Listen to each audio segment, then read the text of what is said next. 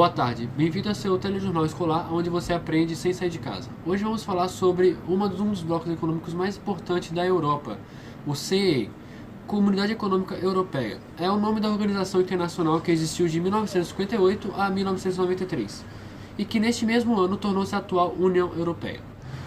Zona Preferencial do Comércio, Área de Livre Comércio, União Aduaneira, Mercado Comum, União Econômica e Monetária e Integração Econômica Total.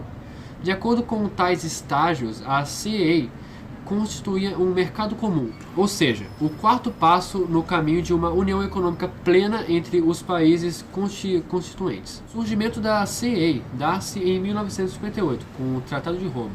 Porém, para sua criação foi crucial o Tratado de Paris, em 1951, que criava a Comunidade Europeia do Carvão e do Aço, CECA, que contava exatamente com o mesmo membro que se reuniria em Roma posteriormente: Alemanha Ocidental, França, Itália, Bélgica, Países Baixos e Luxemburgo.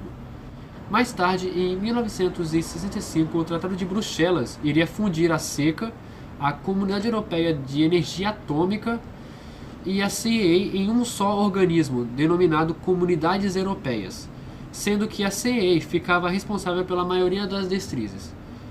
Com o Tratado de Maastricht, em 1993, a CEE é substituída pela União Europeia. Assim, as comunidades europeias, renomeadas então como Comunidade Europeia, formada por CECA, Euratom e CEE, passavam a formar um dos três pilares da União Europeia, elementos de construção internacional da nova organização internacional de que então surgia. A comunidade, que contava inicialmente com 6 países membros, teve adesão em 1973. Da Irlanda, Reino Unido, Dinamarca e mais tarde, em 81, foi a vez da Grécia e em 1986 de Portugal e Espanha. A CEE era formada pelas seguintes instituições: Conselho da União Europeia, Comissão Europeia, Parlamento Europeu, Tribunal de Justiça das Comunidades Europeias e Tribunal de Contas Europeu. A criação da CEE, bem como seu posterior evolução como União Europeia, constituiu um capítulo inédito na história mundial e ainda hoje sem paralelos, com o exemplo da integração econômica, a quebra de barreiras econômicas e alfandegárias entre nações.